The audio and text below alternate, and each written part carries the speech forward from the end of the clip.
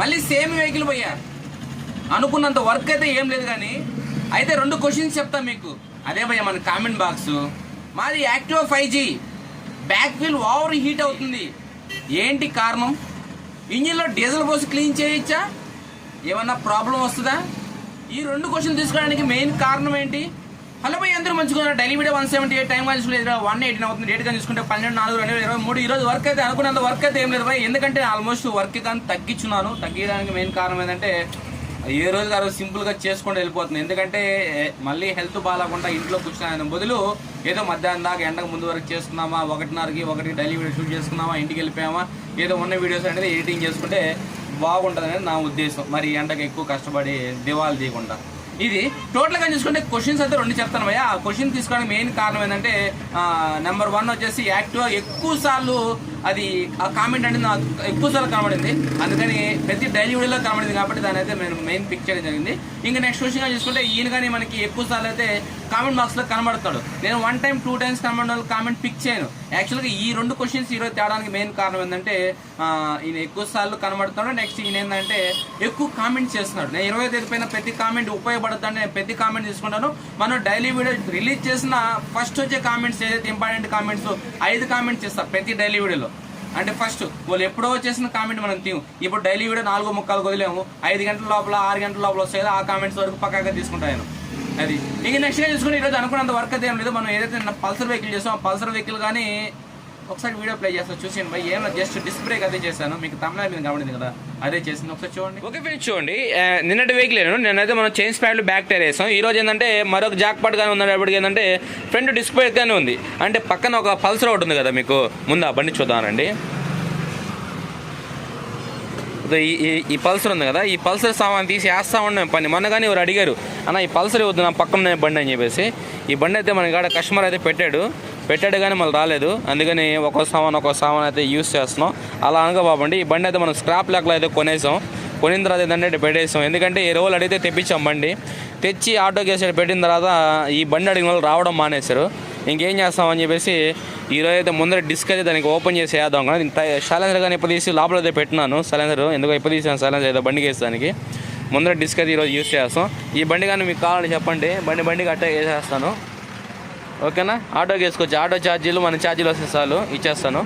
అది ఇంకా నెక్స్ట్ అయితే మనం ఇంకా డిస్క్ బ్రేక్ అనేది మనం ఏం చేయాలంటే ఇదంతా నీట్గా క్లీన్ చేసుకొని ఈ కొత్త మేదరికి వేసుకొని ముందర డిస్క్ ఆ బండి ఉందా దాన్ని తీసుకొని దీన్ని బిగిస్తాం. అయితే జస్ట్ వెయిట్ చేయండి ఫ్రెండ్స్. డిస్క్ బ్రేక్ అయితే రెడీ అయిపోయింది. ఏదైతే మనం బయట ఉన్న బండి ఆ డిస్క్ క్యాలిపర్ తీసుకొని దీనికైతే వేసాము. ఆల్మోస్ట్ బయట ఉన్న బండికి డిస్క్ బ్రేక్ వర్కింగ్ కాబట్టి ఇక్కడ జస్ట్ ఓపెన్ చేసి నీట్గా క్లీన్ చేసి ఆ లైట్గా లోపల W40 అవి కొట్టయితే బిగిచేసాం. ఎందుకంటే అది మూల పెట్టిన బండి కాబట్టి దీనికైతే బిగిచేసాం. అదేవిధంగా ప్లేట్ కానీ బిగించాం. బ్రేక్ కానీ ఎగ్జాక్ట్గా పడుతుంది, నో ప్రాబ్లం. అదేవిధంగా పైన కానీ చూసుకుంటే డిస్క్ మీద ఇక్కడ కొత్త వేసాం. ఓకేనా? మనం ఎప్పుడైనా సరే బండి మూల పెట్టేసింది ఎక్కువ బండి అన్నప్పుడు ఏంటంటే ఏం బాబు డైరెక్షన్ తిప్పించేసావు మళ్ళీ నేను వేసాను అనుకుంటారు. అది ఆయన తరపున, నా తరపున అది ఇష్యూ జరగదు. ఈ డైరెక్షన్ అనేది తిప్పించేసాడు. ఎలా వేసినా ప్రాబ్లం లేదు, అంటే వార్నింగ్ కస్టమర్కి అంతేను. ఇంకా నెక్స్ట్ టైం డిస్క్ మీద అయితే కొత్త వేసాను. డిస్క్ అయితే వర్కింగ్ అయిపోయింది. మనం ఎప్పుడైనా సరే ఎక్కువ రోజులు బండి పక్కన పెట్టిన బండి ఏంటంటే లోపల పెట్రోల్ వాష్ చేసి తర్వాత డిస్క్ మీద కొత్త వేయాలి. కంపల్సరీగా ఏంటంటే లోపల క్లీన్ చేసుకోవాలి. ఎందుకంటే తుప్పడిపోయి ఉంటుంది, పొగట ఏర్పడిపోయి ఉంటుంది. అదేవిధంగా పైప్ బ్లాక్ అయిపోయి ఉంటుంది. అటువంటి టైంలో మనం క్లీన్ చేయకుండా అలాగే వేయడం వల్ల ఏంటంటే పంపింగ్ లేట్ అయిపోద్ది. ఓకేనా? పంపింగ్ లేట్ అయిపోద్ది. అందుకని నేను ఏం చేశాను అంటే మొత్తం ఫస్ట్ క్లీన్ చేసి గాలి పట్టేసి తర్వాత పెట్రోల్ వేసి మొత్తం క్లీన్ చేసి గాలి పట్టేసి మళ్ళీ పెట్రోల్ పోసి పైప్తో పాటు దీన్ని నిండా పెట్రోల్ పోసి అప్పుడు గాలి పడితే మొత్తం పైపులో ఫ్రీగా వస్తుంది అనుకున్న తర్వాత నేను ఆయిల్ పోసి ఫిలప్ చేసి బ్రేక్ అయితే వర్కౌట్ చేసాను. టోటల్గా ఇది ఈరోజు మనం చేసింది. అదేవిధంగా ఇంకా back silencer rubber engine bed board అయితే ఫుల్ లూజ్ అయిపోయి ఇంజిన్ కర్రలతో ఉంది. ఈ అబ్బాయి డ్రైవింగ్ ఎలా ఉంటుందంటే అలా ఉంటుంది. అది ఓకేనా? ఓకే మీరు చూసారు కదా, ఏదో మన కాడ పాత సామాన్ అమ్ముకోవడమే మన పని ఎండాకాలం వస్తే. అలానే ఏం కాదు. అయితే వెహికల్స్ తీసుకోవట్లేదు కాబట్టి ఎండలో ఎక్కువ ఉండే మళ్ళీ హెల్త్ బాగాలేకుండా వస్తుంది అని చెప్పి లైట్గా పని చేసుకున్నాను. మన పిల్లడు నేను వచ్చి చైన్స్ ప్యాడ్లు బ్యాక్ టైర్ వేసుకొని ఈరోజు వచ్చేసి ఆ బండికి ఉన్న డిస్క్ బ్రేక్ గడ్డ తీసుకొని దీనికి వేసి డిస్క్ మీద ఇక్కడ కొత్త వేసి డిస్క్ బ్రేక్ వర్కింగ్ చేసి ఆ ఇంజిన్లో ఆయిల్ అయితే మన బాగుండాలి. మొన్న ఫస్ట్ సర్వీస్లో మార్చిన ఆయిల్ నేను ఆ ఆయిల్ కానీ పోసి పంపించేసాను, అయిపోయింది అక్కడికి ఆ బండి పంపించేస్తాను. ఇంకా నెక్స్ట్ చూసుకుంటే మనకి పల్సర్ ఒకటేను. అదేవిధంగా ఇంకో పల్సర్ వెహికల్ అబ్బాయి కానీ ఒక అబ్బాయి వచ్చాడు కృష్ణ కాలేజ్ నుంచి. సెకండ్ హ్యాండ్ వెహికల్ కొన్నా, ఇలా బండి స్మోక్ అయితే వస్తుంది అని చెప్పాడు. బండి ఇంజిన్లో కానీ ఆయిల్ చెక్ చేస్తాను, అది లేదంటే ఇటీవలే ఆయిల్ మార్చాను, అది లేదంటే టైమింగ్ చైన్ రఫ్ అంటే టైమింగ్ చైన్ అనేది రాసుకొని ఇంజిన్కి వేసుకొని అరిగిపోయింది. అక్కడ ఒక టాకా అయితే పెట్టించాడు, చాలా చండాలంగా పెట్టించాడు. ఆ బండి వస్తే మనకి డైలీ వీడియో చూపిస్తాను, అంటే వెల్డింగ్ అనేది ఎలా చేపించాడు అనేది. ఉప్పుగా వచ్చేస్తుంది అక్కడ, ఎందుకు వచ్చింది అనేది ఆ బండి వచ్చిన తర్వాత చూపిస్తాను మీకు. నెక్స్ట్ కానీ చూసుకోండి వెహికల్స్ అయితే కంప్లీట్ భయ్యా. ఈ రెండు కామెంట్స్ నెంబర్ 1 కానీ చూసుకోండి. మనం ఫస్ట్ ఇంజిన్లో డీజిల్ పోసి క్లీన్ చేయొచ్చా భయ్యా? యాక్చువల్గా అంటే ఇంజిన్లో డీజిల్ పోసి క్లీన్ చేయొచ్చు, ప్రాబ్లం అది ఏం లేదు. అయితే బండి కానీ స్టార్ట్ చేయొచ్చు, లెక్క ప్రకారం బండి స్టార్ట్ చేయొచ్చు అని నేను చెప్పకూడదు, ఎందుకంటే చెప్పడం వల్ల కొంతమంది వ్యతిరేకత ఉంటుంది. బండి కానీ స్టార్ట్ చేయొచ్చు డీజిల్ పోసి, ఏం కాదు.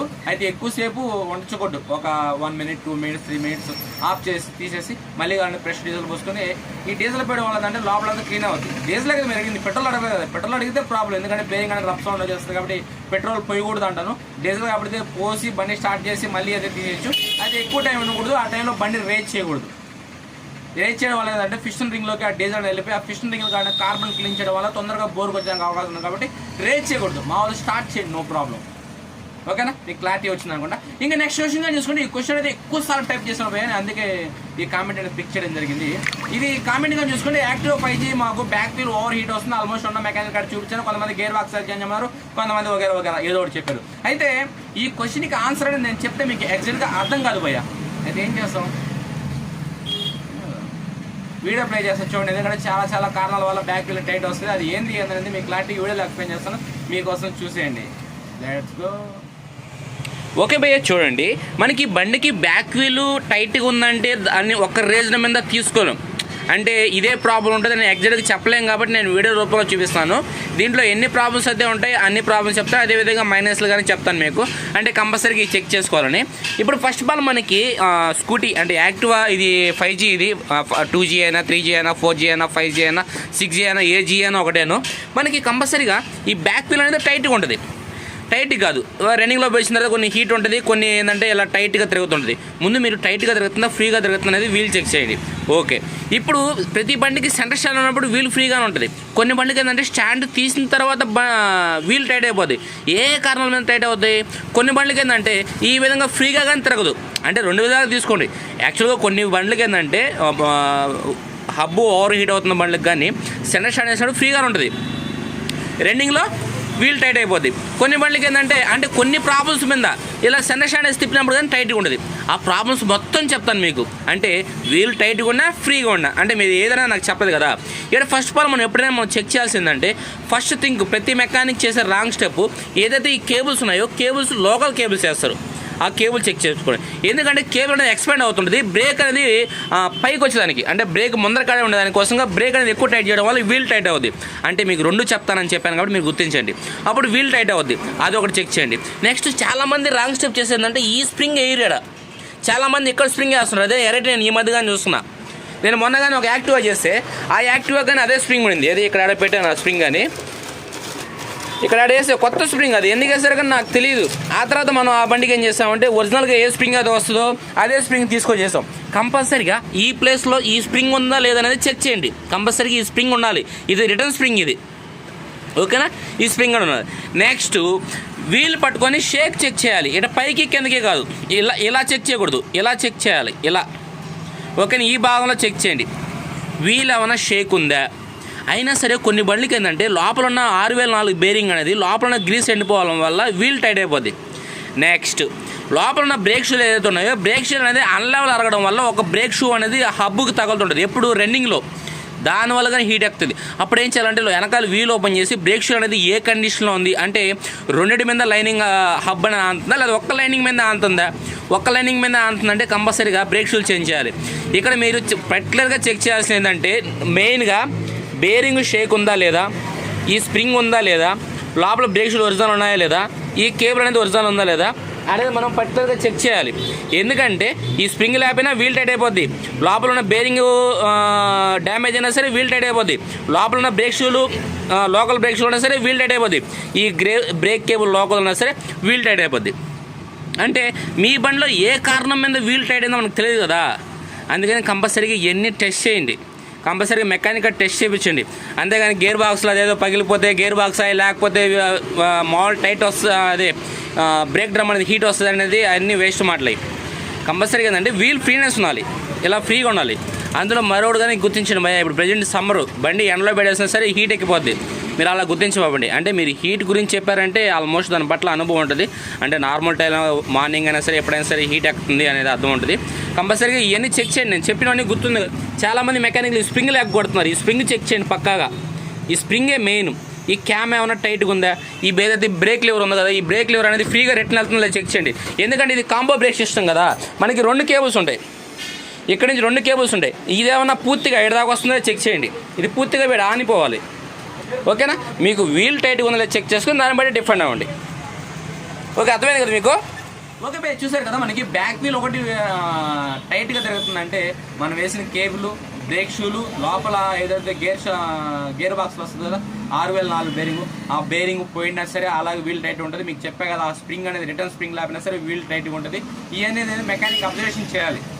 వీల్ ఓవర్ హీట్ అవుతుందంటే బ్రేక్ షూల్ రుద్దుకుని ఓవర్ హీట్ అవుతుందా, బేరింగ్ లోపల డ్యామేజ్ అవడం వల్ల వీల్ క్రాస్ అయిపోయి వీల్ హీట్ అవుతుందా, లేకపోతే బ్రేక్ కేబుల్ ప్రెస్ అయిపోయిందా, లేకపోతే బ్రేక్ రిటర్న్ స్ప్రింగ్ లేదా, ఇవన్నీ చెక్ చేయాలి. అంటే మీకు మాటల్లో చెప్పకుండా ఎందుకు చూపించానంటే నేను కానీ మాటల్లో చెప్పడానికి మీకు అర్థం కాదు.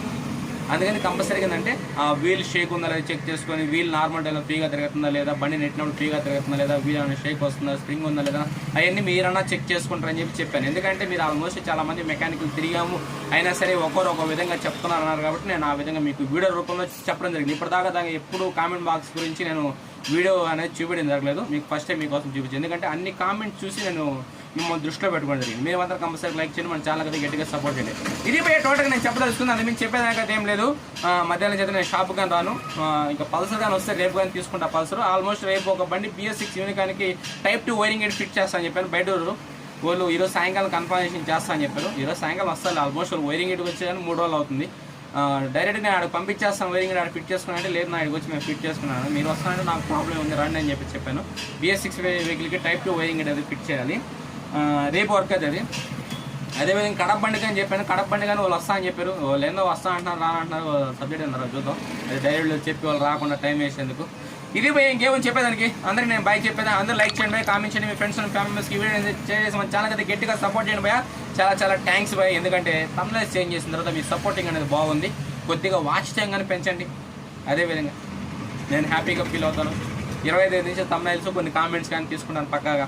వీడియోస్ అనేది ఎడిటింగ్ చేసా కానీ అప్లోడ్ చేయలేదు భయ, కొద్దిగా అప్లోడ్ కానీ చేస్తాను. చేయాల్సి 16 నుంచి మన కనీసం వీడియోస్ అయితే వస్తాయి. ఓకేనా? అందరికీ బాయ్ బాయ్.